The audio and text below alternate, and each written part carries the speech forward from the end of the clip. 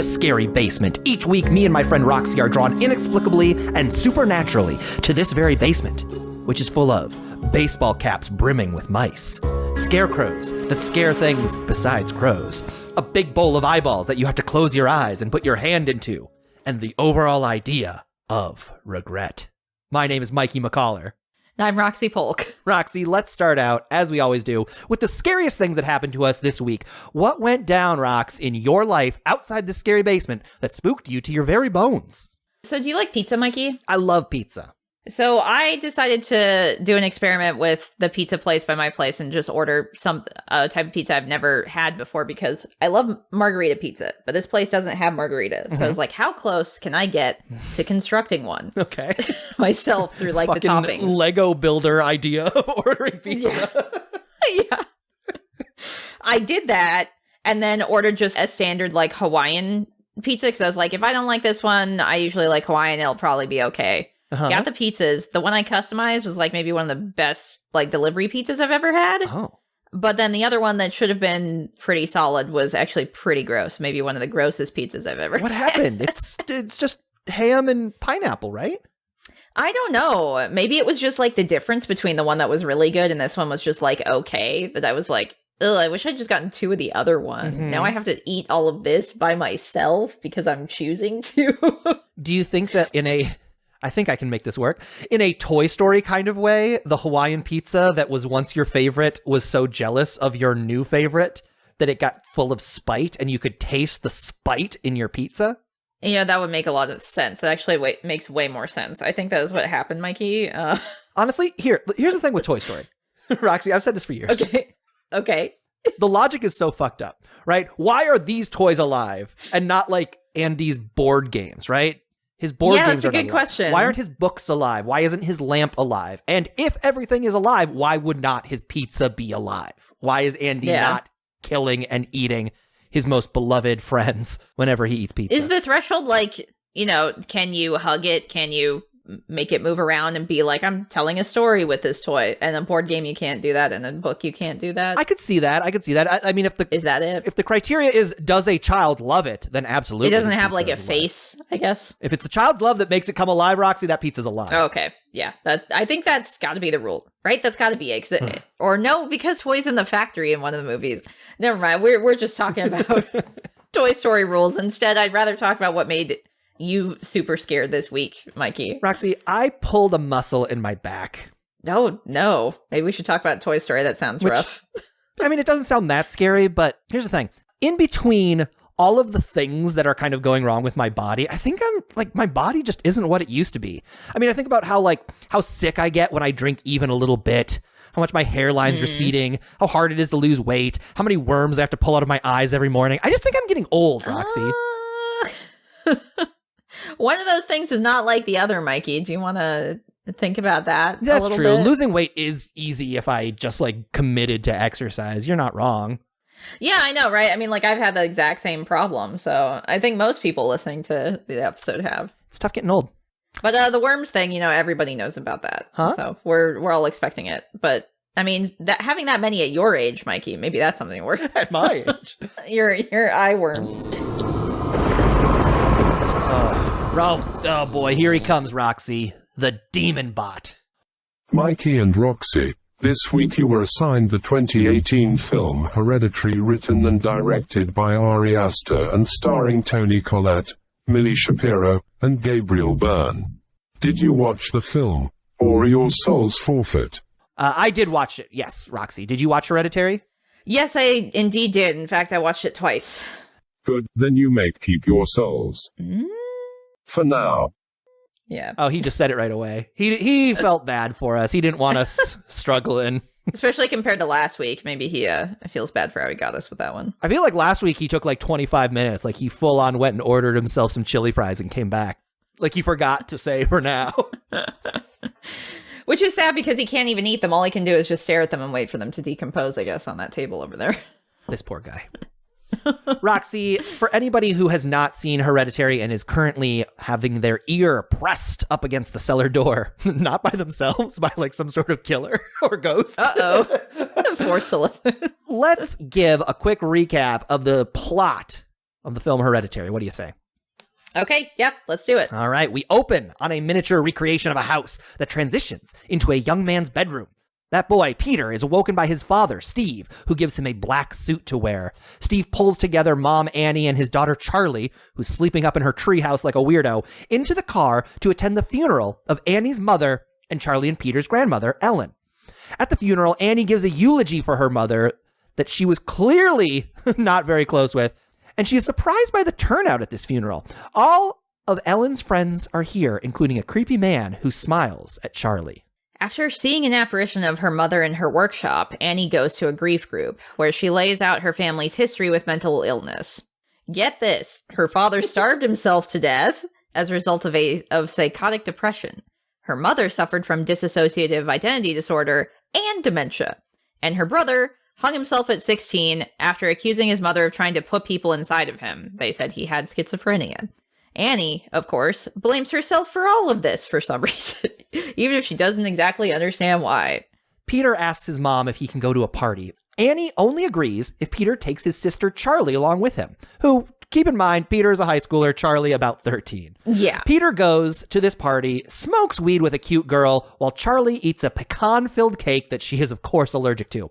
When Charlie's throat begins to close up, Peter throws her in the car and races towards the hospital. And yet, as she struggles to breathe, Charlie pops her head out the window, only for Peter to swerve alongside a pole, which takes Charlie's head clean off.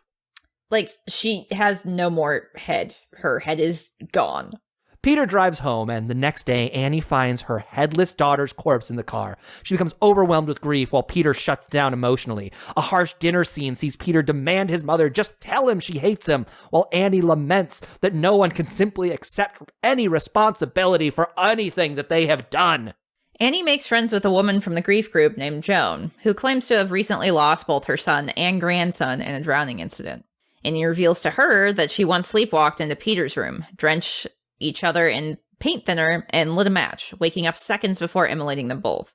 Later, Annie will dream of this moment, and we'll see it play out as she and Peter scream at each other, both struggling to understand what's going on in their family. Joan invites Annie over to her home and holds a seance for her grandson, who communicates through a chalkboard, their link. Joan then gives Annie an incantation to chant in a language Annie does not understand, telling her that if she wants to talk to Charlie, this is the way to do it. Annie brings the incantation home and performs the ritual with Steve and Peter, using Charlie's sketchbook as a link. They do summon Charlie, who just for a moment possesses Annie. Annie goes to throw Charlie's sketchbook in the fire, but Annie herself lights on fire when she does this. When Annie goes to Joan's for help, she again notices the welcome mat Joan has in front of her door. It's a lot like the welcome mat Annie's mother Ellen used to make for those she loved. This leads Annie to dig through Ellen's belongings. There, she finds photographs of her mother with Joan. Annie learns that Joan was a major part of whatever sick group her mother was involved in, and her meeting with Joan was not a coincidence. Annie also finds a book mentioning the demonic god Paimon, who desires a male host. Speaking of that male host, Peter is in school, seeing his reflection stare back at him smugly, and then bashes his own face on a desk. He even sees Joan during recess, shouting from across the street, "Peter, be gone!" Annie goes up into the attic to find her mother's headless corpse. When Steve comes home with Peter, whose nose is broken following the face smashing, he decides that Annie is the one who dug up her mother's bones. And while Annie begs him to instead burn Charlie's sketchbook with her, Steve decides to instead go to the police. Annie then snatches the sketchbook and throws it into the fire, which causes Steve to light a blaze. Peter wakes up in his own bed and goes downstairs to find his father's smoldering corpse. And gosh darn it, his newly possessed mother Annie is creeping around in all the corners of the ceiling. Peter also finds nude people, all who were in attendance at his grandmother's funeral, lurking around his house. I'm starting to think this grandma here was in a bit of a cult. Peter is then chased by his mother and escapes into the attic. There, his mother teleports inside and beheads herself, while nude cult members look on. Peter leaps out of the window, but a small beam of light passes over him. Peter now is possessed. Climbing into the treehouse, wherein his sister spends so much time, Peter finds numerous statues of Paimon, as well as numerous members of the cult, nude and bowed low in reverence. Joan, too, is here, and not only does she refer to Peter as Charlie, she also proclaims that Paimon is free of the female host into which he was born, and will now rule in the body of this stout, fresh young man. Hail Paimon! Hail Paimon! Roxy, that's Hereditary. That sure was Hereditary, yeah. Here's how I want to start this. I was watching this Okay. movie. This is the second time I've seen this movie. The first time I saw it was in one of the best summers of my life, Roxy. It was the summer of 2018, and it was the summer of Movie Pass. For $9.99, Oh. you could go see every single movie in theaters. And Hereditary was a movie that I never would have saw. I just popped into the theater and it was playing, and I went and watched it for free.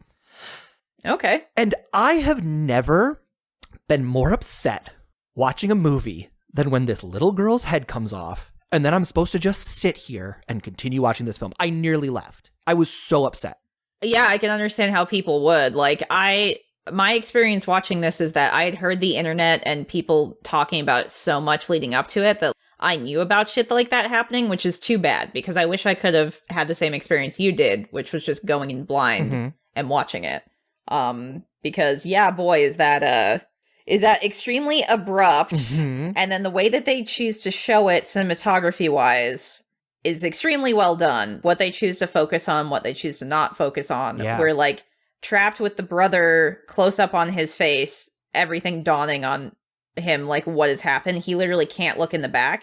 Like the way the camera shifts where he tries to look for a second, then can't. Yeah. And then it just holds on his face. This actor is so good. He's is like it something Wolf? Alexander Wolf, I think. Alex Yeah. Wolf. We get these like close-ups of his face, and he is just like emotionally empty. He is drained It's either of all close-ups. things. Yeah. And it's then, either like, a close-ups of his single face tear. or like a distance so far away when you see the car driving, and then when it goes to the house, it's so pulled back out. And then when you are with him again, it's a close-up of his face as like he's like a kid. He doesn't know how to deal with something insane like that happened. Even an adult wouldn't know how, but like a kid is not equipped for that at all. And he doesn't know how else to deal with it. He just shuts down, goes to his bed, does not sleep. His eyes are still open, and he just hears his mother discovering the body. That is just like the most traumatic thing. And so you hear her later describe it, but we never see the body in the car. But we are then shown a super abrupt shot of the face all mangled and fucked up and like crawling with ants. And it is extremely disturbing and in a way too much. But I think that was also kind of the point of doing it the way that they did. It is very viscerally unpleasant. Yeah. No, it's so upsetting. This is what I was talking about. Like when I say like I was so upset in the theaters, like I think it's so good at capturing. This has never happened to me. I have never knocked off a little girl's head while driving high. Not an experience I understand. And that's going to be something that comes up a lot more as we continue to talk about this movie. But I imagine this is how it would feel. This, again, we've talked about it with like, I Know What You Did Last like Summer. Grief. This feeling that like you have done something so horrible and there's nothing you can do about it. And this drive home, and it's just like, he can't process what's happening. He just goes and he lays there.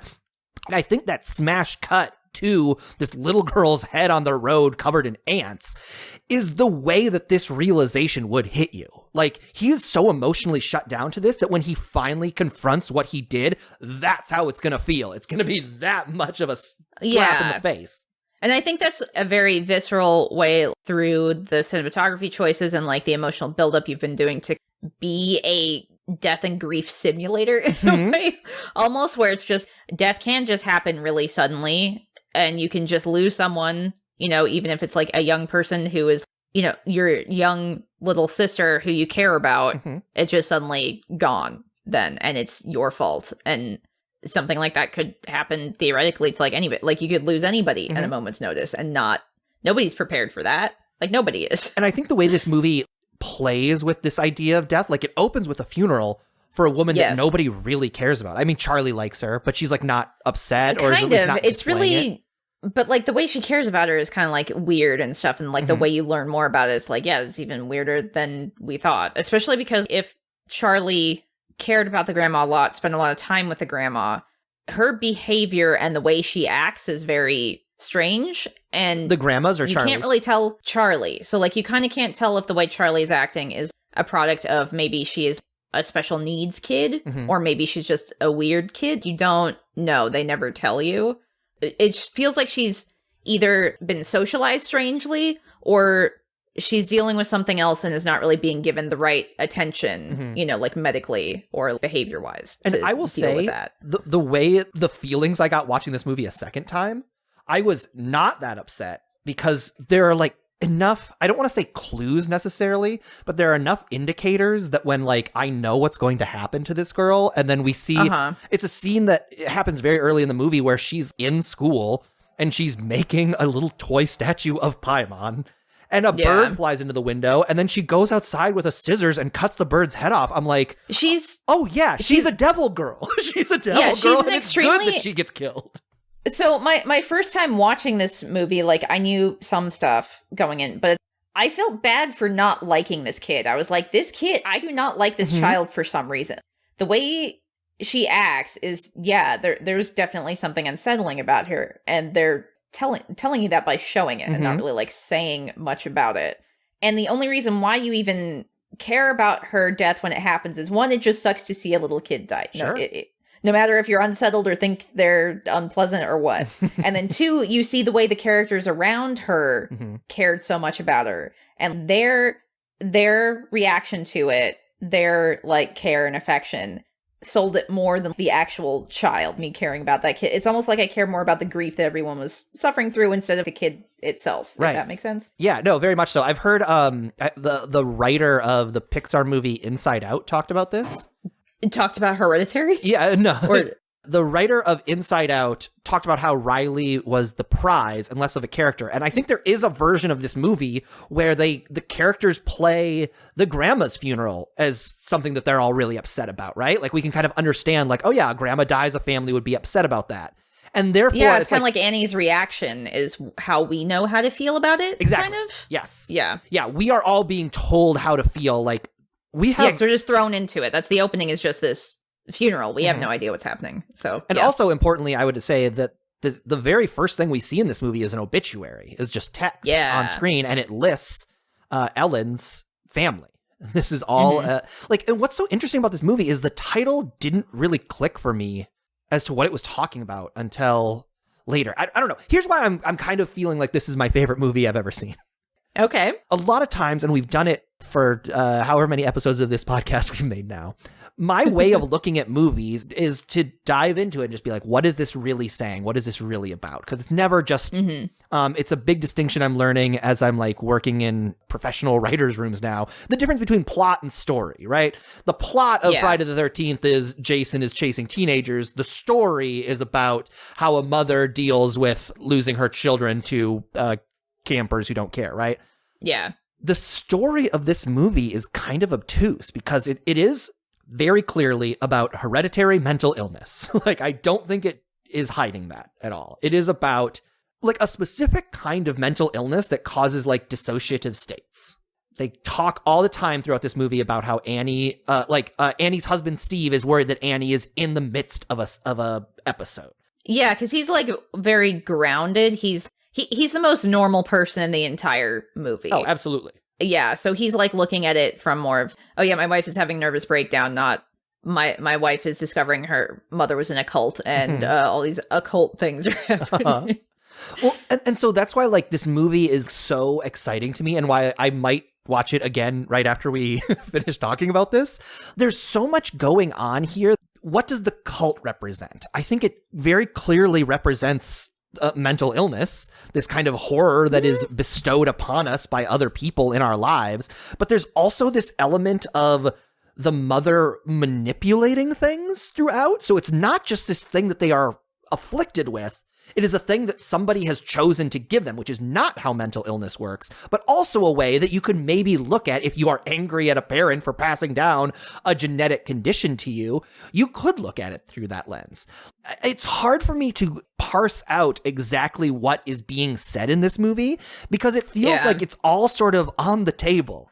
Yeah, and I think it's dealing with a lot of different things as well. Like, for me, the big takeaway was that it's kind of like you are not in control of your life, and you never were. No matter how in control you feel like you are, all of these characters feel like they're in control of their life. And then it's, as the movie goes on, you slowly understand that no, none of them were actually. Every little thing, no matter how ridiculous it sounds like that they somehow contrived things to happen, this was just a cult manipulating you for their own purposes, for their own glory, for their own beliefs. They don't care about you, and you never had control over your own life, turns out. Which is horrifying. Which is, again, exactly how it functions when you are born with a mental illness like this. Yeah, because that's something outside of your control. You can't do anything about that. You just have that. And you know what? I think I'm ready. We were just talking last week, Roxy, about scenes that I'm ready to be done with in the horror movie genre.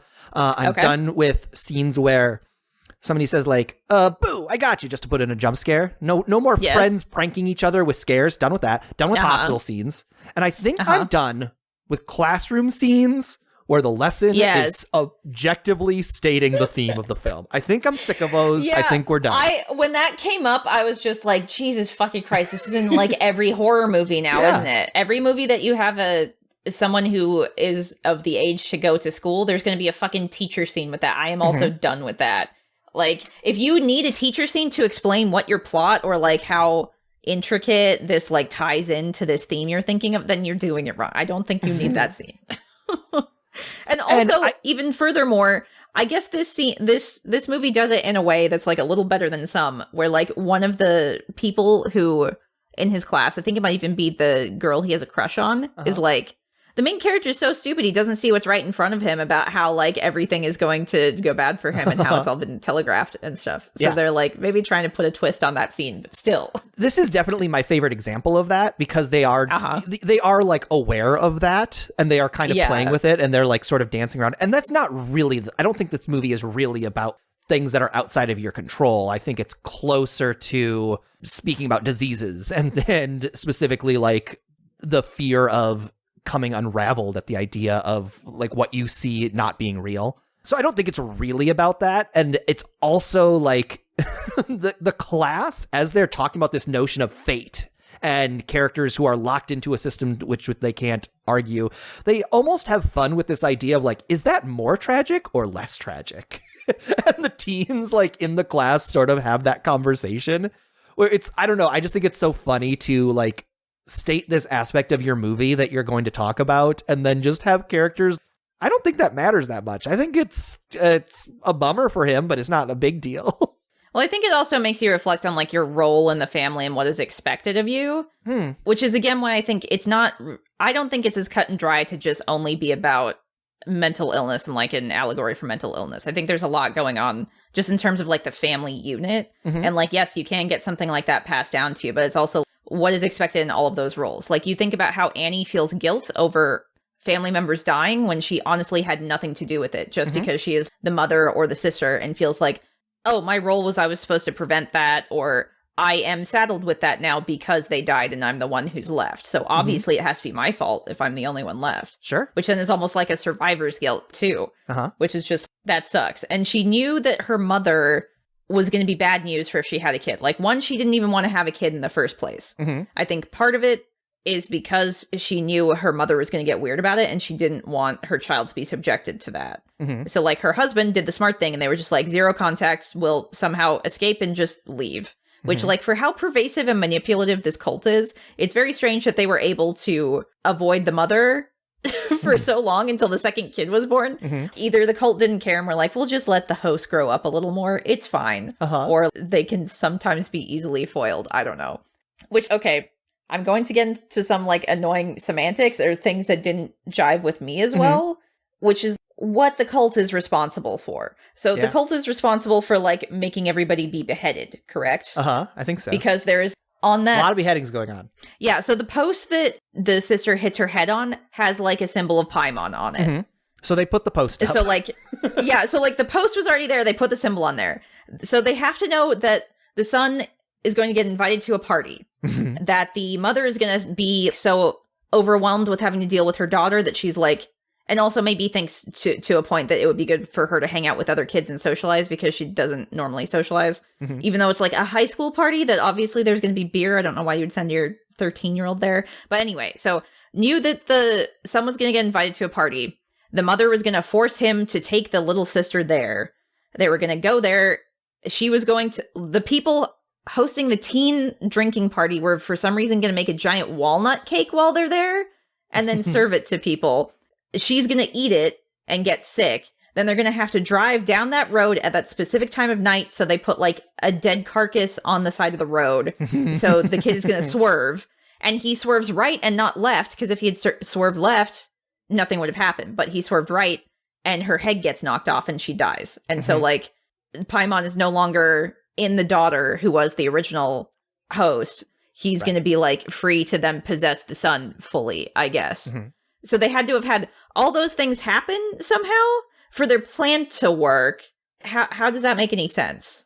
Oh, well, here's the thing. I think the thing that like works for me about this movie is that the cult has like some magic going on. And I dig Okay, that. so it's just, it's a situation where you think they can just be like, magic did it. Well, I mean, we see it later in like the seance scenes. Like they have access to some sort of magic to But like, so is move that stuff. Paimon moving it? Is it Paimon doing it? Or it's just like ambient magic? I think that's where some of it breaks down when I start thinking about it too long. And that's something I noticed the second time watching it. Because the first time you're just kind of experiencing it. And the second time I'm like looking for clues or looking to see what happened where, you know, kind of like deconstructing it because there's all these little Easter eggs and things that they're referencing to and things that were specifically put in there, you know, like by the director with intentionality. So it's like, okay, I'll pick up on some of that stuff then. And that's so interesting. I never, like, I am somebody who like is really rigid about needing my stories to have rules and be clear about what the rules are. And yeah, I don't know, I never questioned it throughout this entire movie. I was just like, oh yeah, really? They're magic. They have magic. Because like stuff with stuff with Paimon himself didn't make sense because he can just possess anyone whenever he wants is what it feels like. So why does he really need a host even? Because he can just do whatever. Because he's like in Charlie for a really long time, but Charlie dying doesn't make him like lose his foothold in our realm, in our plane. He's still kicking around. He possesses the mother briefly for some reason, somehow, really easily. We don't know why, if maybe the mother set things up. And then like when he was in the classroom, he possessed the son anyway. But then like what? I guess he was maybe fighting back with his psyche a bit because he was still in there. He needs to be like completely emptied. That's what I was getting. And that's what I get like from Joan being across the street when he's at recess. Just shouting like, Peter, get out. He's like trying to exercise Peter's soul so that Paimon can take it. When I look at it through the lens of a family dealing with mental illness and how much you are in or out of it. Because like when he finally gets possessed for real, it's after he jumps out of the window. I guess like after he sees his mother die, he feels like he doesn't have anything left, and maybe that means his soul left, so then Paimon could take him over. Well, so that's without why like having to worry about him trying to take control back, I guess. That's why it so clearly tracks to me about this idea of like succumbing to your psychotic episodes, because Annie has this moment where Steve tells her, he's like, nope, I'm done with this. I'm going to the police. And in the movie, he burns up. But what is actually going on within the family structure is he is removing himself from it, right? That's another thing. Oh man, you're making me think about the fireplace burning thing. I don't get that either. So when Annie put the notebook in there, her arm started burning because she was connected to it. So it's like, okay, I can buy that. But then later they make it so that's not how the mechanics of it work. And I'm like, why? Yeah. Because then later when she goes to throw it in there, then Steve lights on fire instead of her. And it makes no sense. And then that's when Paimon also possesses her somehow. So yeah, it all tracks to me 100% thematically. Like, I don't think this is a movie that is concerned with or dealing with mechanics. I think it is a movie that is concerned with thematics. I wish they were more vague about it then, because when I start looking into it and like thinking too hard about it, that's why I think first watch felt very different than the second watch because of that. And that's why, like, I don't always watch these movies when we do this weekly, like twice, but I watched this movie twice, even though, man, like we said before, sometimes it feels like a grief simulator and it can feel not great to watch the movie, but I think that is kind of the point in a way, because it is trying to elicit those feelings out of you, which is successful in doing that. So like I was not geared up, like expecting, I really want to watch this movie twice in a row. I was. I remember the first time seeing it being amazed that like I felt so bad when the little girl died, but by the time we got to the family seance scene, it's so funny. I think that scene is hilarious. There's parts of it like There was a line where the dad says like, what language even is that? When she starts to curse. It's just like, this movie does that a couple of times where there's just weird little turns of phrase that people have when, like, she yells at her son. She's like, you just had that fucking face on your face. And it's so like, yes, I know people who talk like that. It's so funny to me. Well, I think especially when she's like so angry, it is hard to articulate correctly when you are angry. So that makes total sense that, she's just yelling and letting her emotions flow out. You're not going to be that articulate when you're describing it. So it sounds like you're not on board with the movie's mechanical iterations, like, because it does. You're right. It's inconsistent.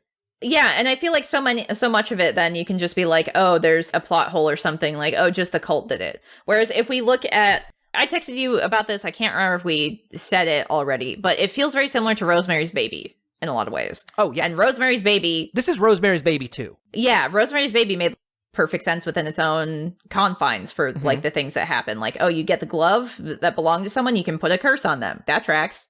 You know, things like that. Whereas, like, this movie feels like, there's a lot more going on that can just be kind of like, I guess the cult did it, because how else would that make sense? I would argue that that sure seems to me to be intentional, just in the sense that it's so disorienting. And when you are talking about a movie that is, again, very clearly about like dissociative disorder and whether or not you're in an episode or not, I love that the movie like pulls me into that feeling. And I track everything that's happening through this thematic lens, and it all feels very clear and clean and precise to me in a way that none of the mechanics working differently, like the way the book works. Like the mom also teleports too. When it's towards the climax of the movie, the son goes upstairs, traps himself in the attic because it's the only way he can go to avoid his mother. Which, by the way, when the mother is like first possessed and the kid wakes up and she's just in the background on the ceiling, and then she like swims away in the air afterwards. It's so funny. Especially because it's like out of frame. Like even the first time I saw that, I was not scared by it because it was just so funny. But anyway, like, so he closes the door. The mom like teleports into the attic and is cutting off her own head with a wire or something somehow. And so teleportation can work too. Sure, it's just magic. Okay, I guess. And also like all of the naked people. The naked people are the best. Again, in Rosemary's Baby, there were naked old weirdos from the cults in like a orgy scene. It made sense. These are just people like standing around the house naked for some reason, just watching him. I'm so excited to see. It just felt like it was a very shock factor moment. I was like, okay, great. Naked people, naked old people, very scary. Got it. But it is very funny when, again, unintentional comedy, when like the son watches his mother cut off her own head and then looks to the side and sees the naked people watching him and then is like, ugh, and then crashes out the window. And it feels like such a comical moment, especially because there's like a thud afterwards and then he's not dead, even though he fell like 2 stories.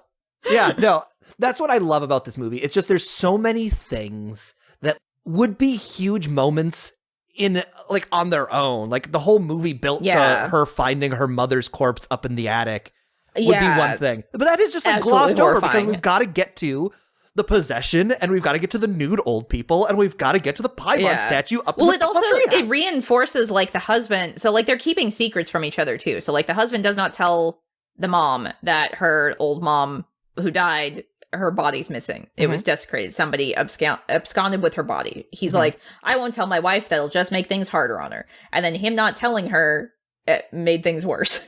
But then she's constantly saying, when she goes to this grief counseling thing, instead of telling her husband that she is, I don't know why she doesn't, maybe just because keeping secrets, or she thinks that maybe he would be offended. Well, she feels ashamed. Maybe it is the shame thing. Yeah. Or that would put more pressure on her family if they know she needs grief counseling. But she's, I'm going to see a movie. When it's like, no, she's going to grief counseling. So like when that body is found upstairs, it makes so many like dominoes tip over where the husband's, oh, she's going crazy. She had to have put it up there because like I didn't tell her about it either. And now it's here. And then she's talking about some like grief group. What? She did do that. cult didn't do it? I just assumed the cult did it. Here's the thing. Honestly. I think in terms of like through the when lens. Did she have the time to do it? They didn't show anything to indicate it, though. I just assumed cult stuff because they didn't show anything with the mom doing it. I think the way to look at this movie is that there is no cult. Just sleepwalk, though.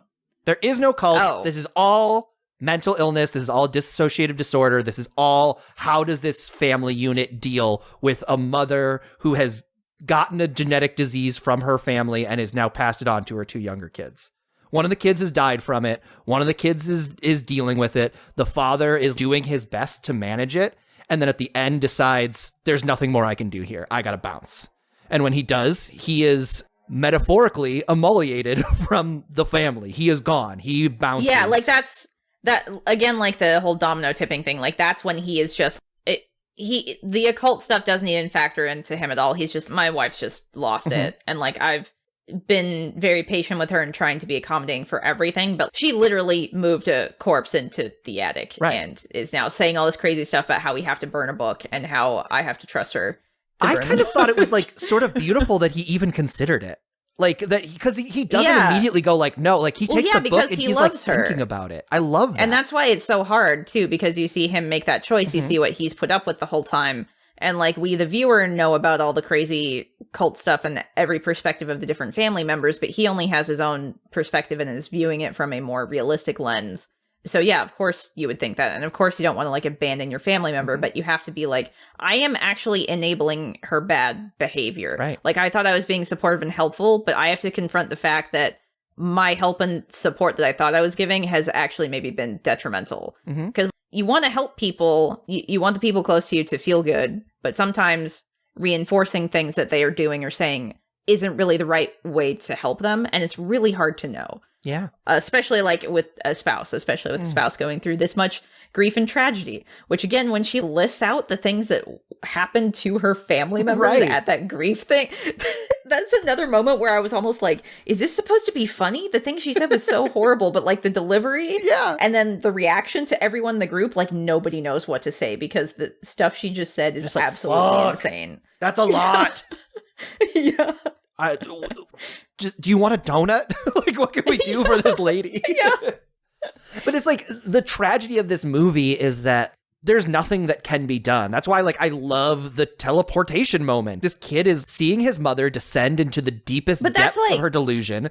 And then it's like, I think I can run from this, and I can't. I am seeing my mother lose herself to this thing that I am about to lose myself to. Like, that's such a horrifying idea. And that is how, like, having these kind of disorders feels.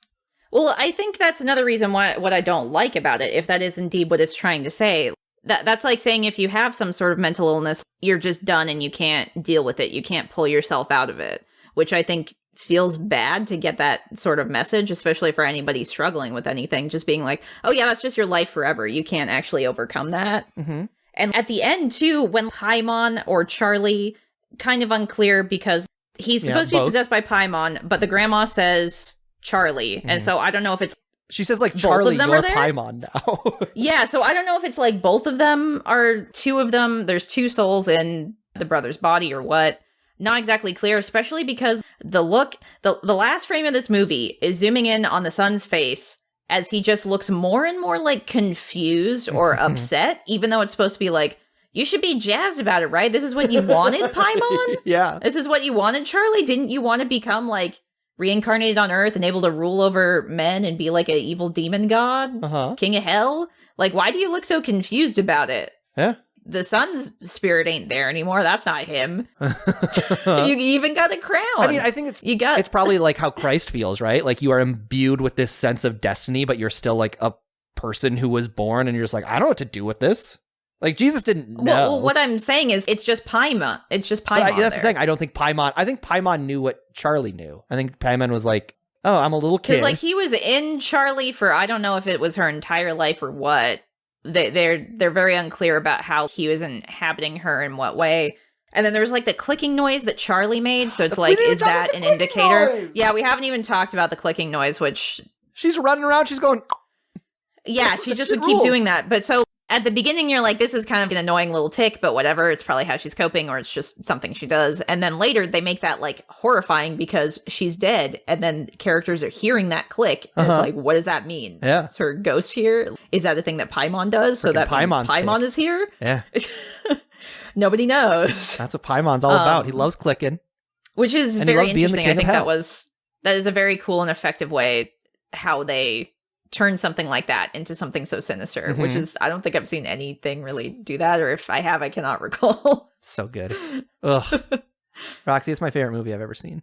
Are you sure next week it's going to change to be whatever we're watching? It might next? be. I mean, listen, there's a non-zero chance. Just like no other movie activates me like this. It just feels like there's so many. Yeah, like, it gets a reaction out of you, and that's what you like about it, right? Everything I watched, like as I was watching it again, this is the second time I've ever seen it, since in 2 years. It's just like, I just couldn't believe how many cool, fun things were happening. I was like, oh yeah, we get a fucking seance scene where Joan's going to talk to her grandson. Then we get another seance scene where fucking dad's freaking out. It's so funny. And then we get a fucking nude people. Like everything that happens is so... It's I don't pretty know. wild. To me, it's just like such a joyful movie. It's so joyfully weird. And everything that happens is like silly but scary. It's no other movie. I don't makes think me it's feel silly this way. enough. Saying it's, I mean, there are like moments here and there, and apparently in the original script, there's more humor in it that they cut out, which I'm glad that they did. But it feels like it's taking itself so seriously, and like the actors do such a good job. Like we haven't really touched a ton on this, but like every actor in this movie does an absolutely wonderful job. They're great. Especially Toni Collette. Toni Collette is so fucking good. The son.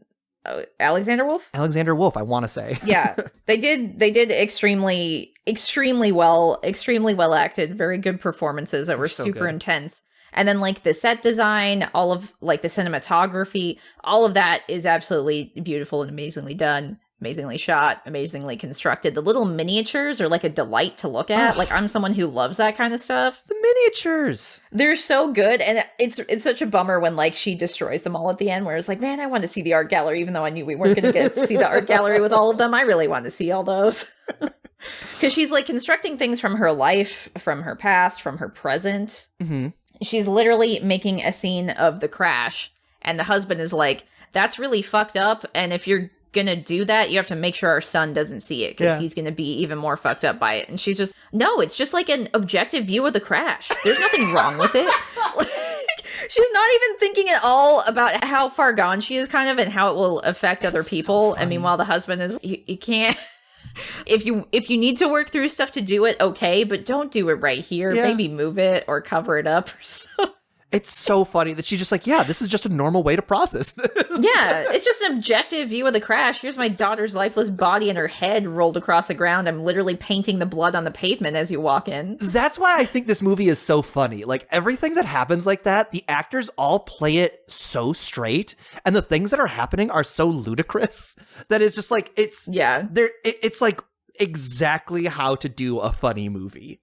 Nobody's like looking in the camera. It's not fucking Will Ferrell going like, oh, I'm a big silly man. It's just like real people, and they're in the most fucked up, insane situation that anybody's ever been in, and they're just continuing to do their best. It's why the dad is so funny. The dad is just like, God, I guess we're doing a seance. All right. Like he is just behaving like the most normal man, and he just like can't believe what is happening to him. It's so funny. He's funny. This is the funniest movie I've ever seen.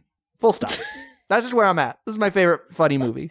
Your favorite funny movie, no longer a horror movie, Hereditary. Absolutely. Yeah. Like Fabled comedy movie, exalted comedy movie. I was thinking, like, is this my favorite horror movie of all time? And that was tricky because I've got a lot of horror movies that I love. The answer is it's my favorite comedy. It's so funny. Oh, it's so good. All right. Roxy, we talked about the big idea of this movie for a long time. And what I wrote down here is that it's just got too many things. It's full of everything. I mean, I didn't even talk about how the fact that the cult is, they're sacrificing all these people, this family bloodline, just to get shit they want. We didn't even touch on that either. Selfish like a comment people. on humanity. There's so many things happening. So, yeah. It's so rich. Roxy, so I have a question. Okay, for ask you, me a question, specifically. Roxy. Okay, so I have a specific question for you, which would be, if you could make a miniature from your life, any time in your life, what would it be? It would be, okay, and so this is wild because I forgot about this until I just rewatched this movie. Okay. My grandma used to make miniatures of Wait, her really? bakery. Yes. Oh my God, what? That's so cool. Because my grandparents owned bakeries, and it was just like one of those things that like I went over to her house and she just had this like room full of miniature bakeries that she had made. Whoa. And she like, just kept like iterating on the same shop or like making different I think designs, she was making or? different ones. She was making like new ones, and she was like competing. She like won a bunch of awards for them. And I just thought that was like that's a so normal cool. thing. And now I'm like, oh no, that's the coolest, weirdest thing that that my grandma ever did. So I would love to make a miniature of my grandma's guest bedroom that was full of miniatures. Oh my God, that would be delightful. I want to see that, Mikey. That's so cool. What about you? What would you make a miniature of? So I was basically thinking about like a childhood home when I was 8. For 5 years of my childhood, my family lived in Australia quite randomly. Right. So there was a childhood house we had there that was like very unique, had our first little tree fort that was only like 2 feet above the ground, like this funny tree. I had my first pet, which was a rabbit there. It was close enough to like my school where I could walk to it. I have so many memories of that place, but they're all like vague, fuzzy childhood memories. So I would love to like make a miniature of like that house and the yard surrounding it. It's kind of like it had this U-shaped yard around it too that sort of surrounded the house, which was really neat. But it would be really cool to like experience that childhood place. You know, if I could see one-to-one, like, oh yeah, it actually looked like that, as opposed to like my fuzzy kid memory remembering. Right. stuff. You probably remember the refrigerator being 90 feet tall because you saw it as a little kid. And then if you actually went back to that home, you would tower over the refrigerator. Because Roxy, you're I'm sure 6'5". I don't know if that's been made clear.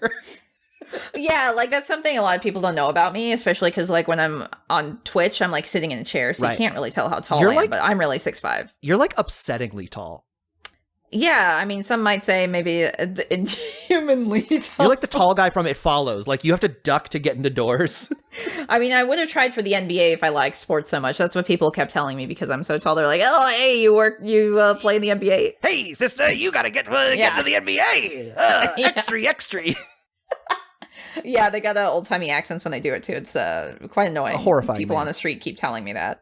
Roxy, on a scale from 1 to 9, because of course the number 10 does not exist in the scary basement, how likely do you think the events of the film Hereditary are to happen in real life? I would say 8 out of 9. Wow. Because like I thought this was gonna be the one that we split on, but go ahead. What do you say? Because, like, for instance, we got the cult sacrificing others for power because they don't give a shit. That's definitely what people do, sacrificing other people for power or wealth or whatnot.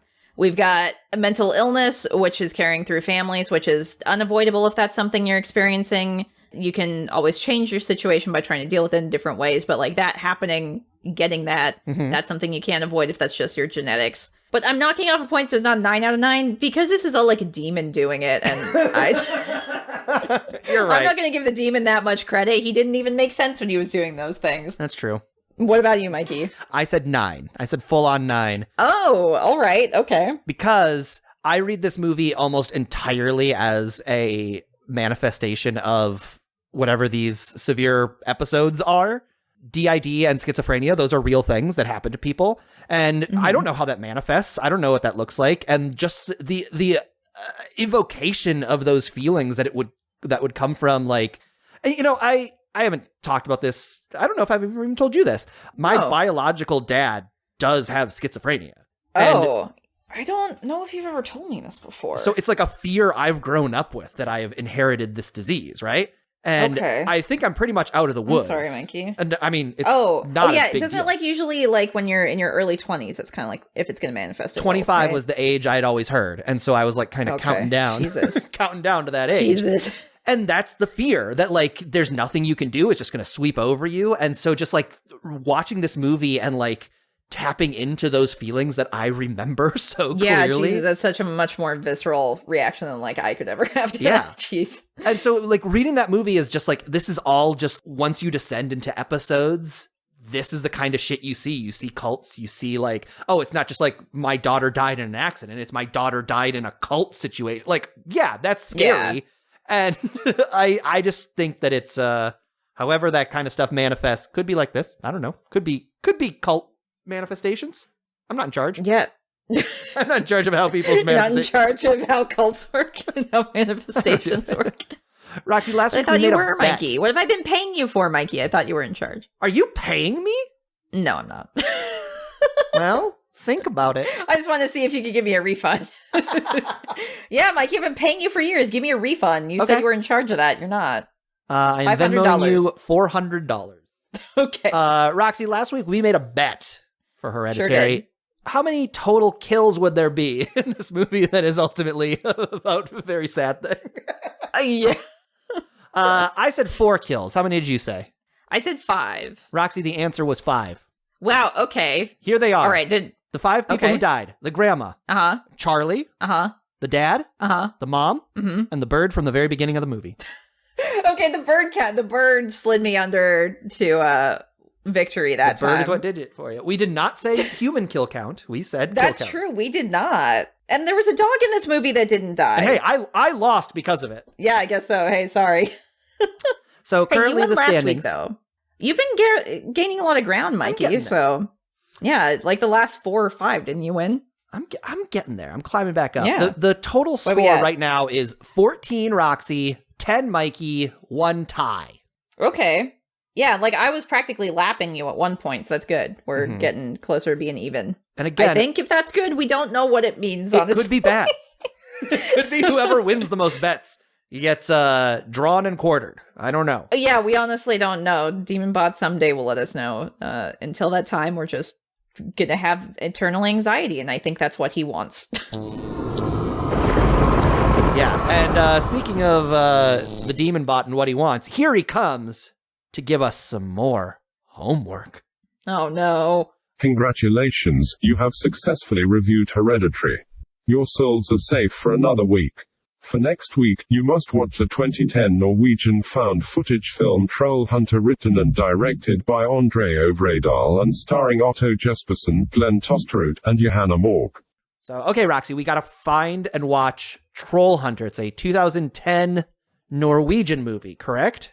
Yeah, it's like a found footage movie, too. I don't know if we've done a found footage movie yet. We haven't done Cloverfield or Blair Witch or anything? Yeah, somehow. We need to do that soon.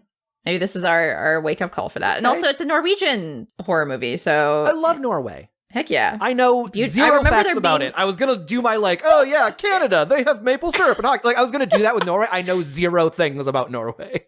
Well, you're going to learn a lot more about Norway from Troll Hunter, because I have seen this before, but it's been a while, and I remember it being quite fun. Exciting. Quite a ride. All right, let's make a bet for next week then. Okay, yeah, so how about the bet for next week will be, how many different types of trolls do we see? Love it. Okay, so Troll Hunter, there's got to be at least 2 different types. I'm going to say 3. Okay, I will just double up on that and say 6. Oh, hefty bet. The bet's locked in. All right. The pact has been sealed. I mean, the bet is confirmed. Whoever is closest to the number of trolls in the film Troll Hunter shall be declared the winner. The winner will receive this lovely statue that I promise has no sinister origins involving sunlight. Roxy, we've been talking a lot about a lot of scary things, a lot of sad things this episode also. A lot of grief. Dramatic things. Let's wrap up with something that's making us happy. What's making you feel sunshine in your very bones? The thing that's making me happy is... I know I've talked about this before. I'm going to make you listen to me talk about it again, but I've been playing Final Fantasy XIV. I've become obsessed with it. It's like one of my new favorite games of all time now. I love how much you love Final Fantasy XIV. Thank you. I'm having such a great time just diving into it. It's been an absolute delight. And so I made a free company, which is essentially like a guild in any other MMO. Mm-hmm. And my buddy Zaid, his entire household just moved to our server to join our free company. So a bunch of new friends hanging out to go do adventures with every week. And since I'm a little further than them, I can actually help them with stuff, which I feel like so much of the game so far has just been me being like, what do I do? Oh, that's cool, but I have no idea what I'm doing. Student becomes the teacher. A little bit. I don't want to say I'm an expert by any means, but certain bosses will have different mechanics, kind of like puzzles and stuff, which is I think the only part of the game you would enjoy. Trying to figure out what the puzzle for this fight is and how you make it work. So it's cool. Well, let me ask you this, Roxy. Do a lot of these characters have big spiky hair? Not as many of the NPCs that you interact with as you can think. Your main character, you can give them spiky hair if you want. Ooh, okay. But you can also make them completely bald if you want. I'm in. I only play as bald characters now. Because of the bald or the spiky hair? The bald. Sure which... I will only play as bald characters for the rest of my life. Yeah, you could be bald with a beard, Mikey. And I usually play as a woman when I play video games that let you create your own character. So I'm going to be a bald woman. You could do that. Yeah, I don't know if the beard is across genders, but for sure, bald must be. I'll take it. Okay. Join my free company, Mikey. Have a great time. Oh, I almost for sure won't do that. It makes me so sad. Anyway, what's making you happy this week, Mikey? Well, Roxy, what's making me happy is my friend's kid. Oh, so I have a child, or no? She's like 4 years old. A friend of mine. I've been going over on Sundays to watch football with him, and nice. His little kid's running around, and she's just like super smart and fun, and she's like my buddy. She like likes me. We were watching. You're like cool Uncle Mikey. You get to be like the cool uncle. That's exactly what they call me. Wait, is it really? Yeah, we were watching. Amazing. Not cool Uncle Mikey. That would be fucked up.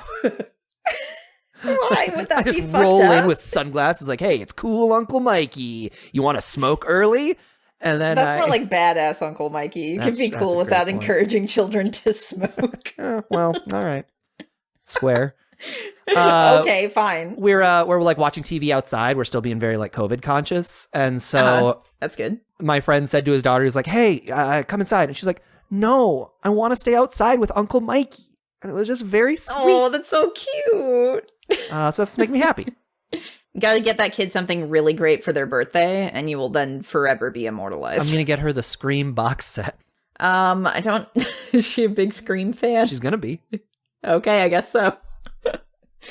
All right, then. I'll keep Hereditary from her until she's older. Yeah, maybe wait till she's a little bit older. When she's like 11, we're gonna have a great time watching Hereditary. Wait till she's 13. Same age as Charlie. There you go. Extra trauma. Extra childhood trauma. She'll like it. Roxy, each week the demon bot hires a new monster to guard the basement door and keep us from escaping, and yet each week we still escape. It's very stupid. This week, I'm proud of us, Mikey. You can call it stupid. I'm proud of us. Yeah, no, we're good. We're good at this, but I'm ending it tonight, Roxy. I don't care who the guardsman of the basement is, because this week I'm blowing up everything. I'm gonna blow up the entire scary basement, because what I brought to defend us from the guardsman of the basement is this big missile. Mikey, are you forgetting like 2 years ago? Because we've been here for a long time. Are you forgetting the last time we tried to blow this up? Demon Bot foiled us real quick. This better go better than last time. It will. I checked, and this missile is specifically an anti-demon ballistic. Okay, but what about all of like the mummies and the ghosts and the werewolves and the swamp things down here? We're just going to kill the demons only? Okay, you sure they're going to be killed by the demons? We're going to kill all of them. You ready? Okay. Here we go. I'm launching it. I need to get out of here first. Yeah, let's stand on the stairs. Okay, yeah, I can huck it down here. Here we go. Now I'm going to press the button. No. Roxy, I can't see. There's too much dust. What happened? It didn't destroy the scary basement. What did it do? It only destroyed the library in the scary basement.